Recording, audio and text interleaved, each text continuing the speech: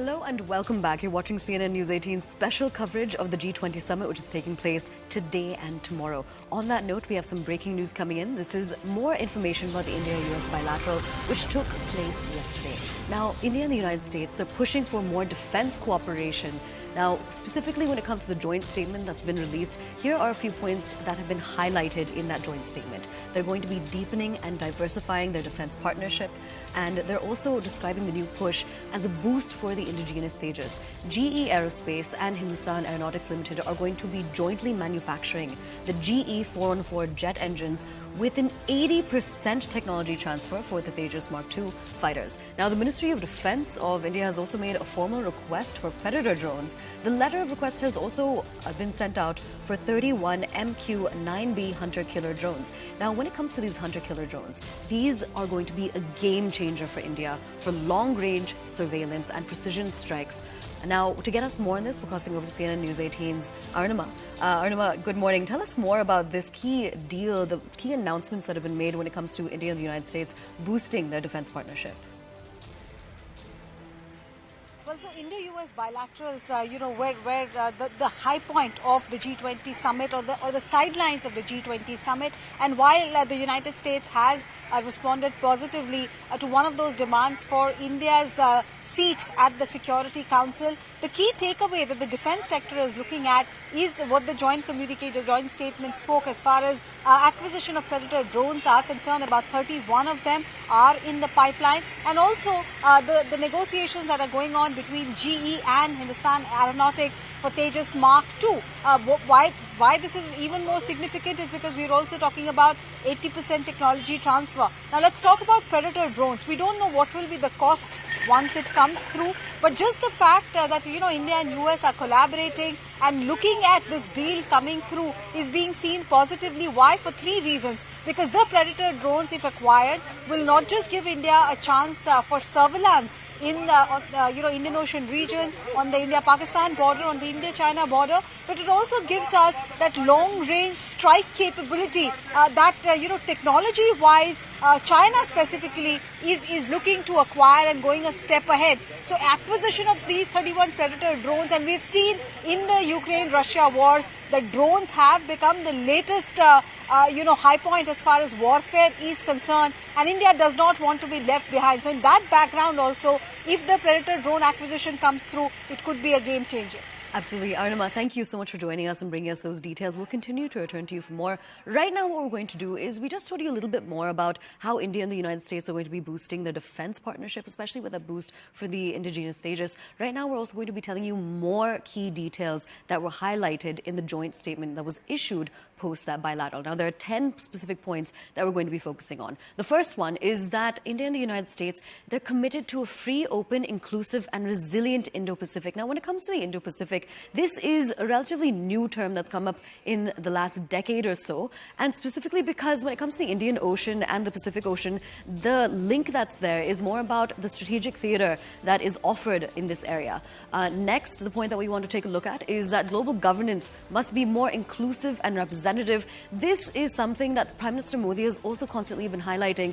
Now, remember, he had also written a blog post just a few days ahead of the G20 summit where he had stated that it's very important for everybody to realize that, actually he had said that there's a growing realization for the fact that when it comes to governance, it needs to shift away from being GDP-centric and must be more human-centric.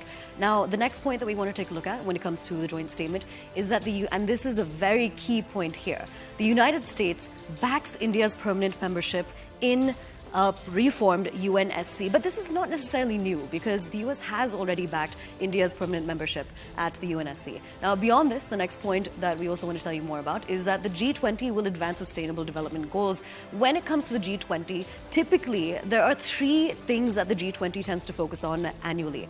One is that they are going to move towards better sustainable development goals. Then you also have climate change mitigation as well, which is on the cards.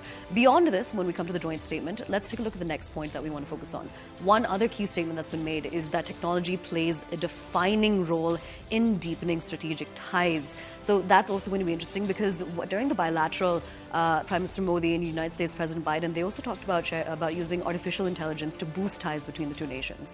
Now, when it comes to point number 6, the United States has congratulated Team ISRO for Chandrayaan-3. Now, this is also particularly important because this was a massive milestone for ISRO. India became not only just the 4th nation to land on the moon, but the first ever nation with this mission to land on the moon's south pole. Now, the next point in the joint statement that we'll get you a look at is that the two nations are planning on building a resilient supply chain when it comes to the semiconductor sector. Now, this is also particularly important. This was also emphasized when the Prime Minister visited the United States earlier this year. And later on, we're also going to be seeing a few more factories when it comes to the semiconductor market. Those are specifically also going to be built in India. Now, shifting focus to the next point that we want to highlight is support for women in the digital economy initiative. So that gender divide was also something that was addressed by both of the leaders of the two nations. Beyond this, let's take a look at point number 9 when it comes to the joint statement that was issued. Both nations are committed to cooperation in the quantum domain. Another key point here that was made. Beyond this, the last point that we want to give you more information about is that both nations have reaffirmed their need to strengthen and reform the multilateral system. But why exactly was that important? Because multilateralism over the last few years has typically been on the decline. But over here, you have India and the United States reaffirming their need to strengthen and reform the multilateral system. Now, on that note, we have some more breaking news coming in.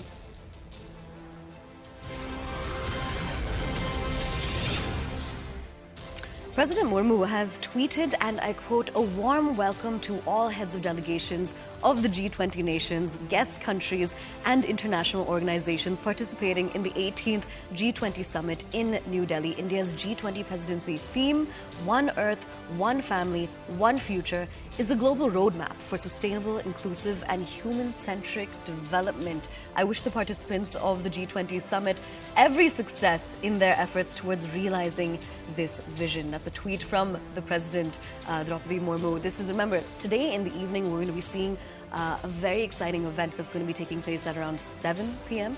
That is going to be the President's dinner, for which invites were sent out to every delegation. Now, what exactly is going to be on the menu, what exactly are the details of that exciting dinner? We'll connect with our reporter shortly to get you those details. All right, we've been able to connect with CNN News 18's senior editor, Pallavi Ghosh, for more on this. Pallavi, so we just read out President Murmu's tweet, again welcoming all of the heads of delegations, the presidents, the prime ministers, every delegation for the G20 summit. Tell us more about what we're going to be expecting when it comes to the dinner today.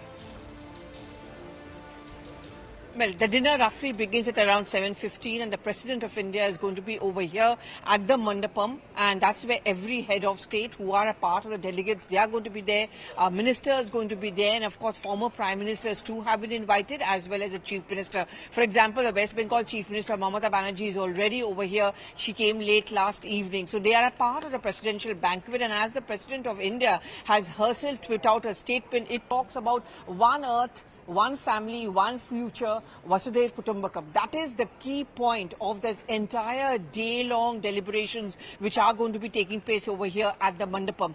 In fact, very interesting, Ayesha, that the two meetings which we are talking about, the subtitle is actually One Earth. The second meeting is, of course, called One Family. So what India is going to try and project, and has been doing so, is that, you know, all the countries, especially those within the G20 and even beyond that, are interlinked. If you do something wrong, it's going to have a rippling effect, and that's the point which India is going to be pushing on the table.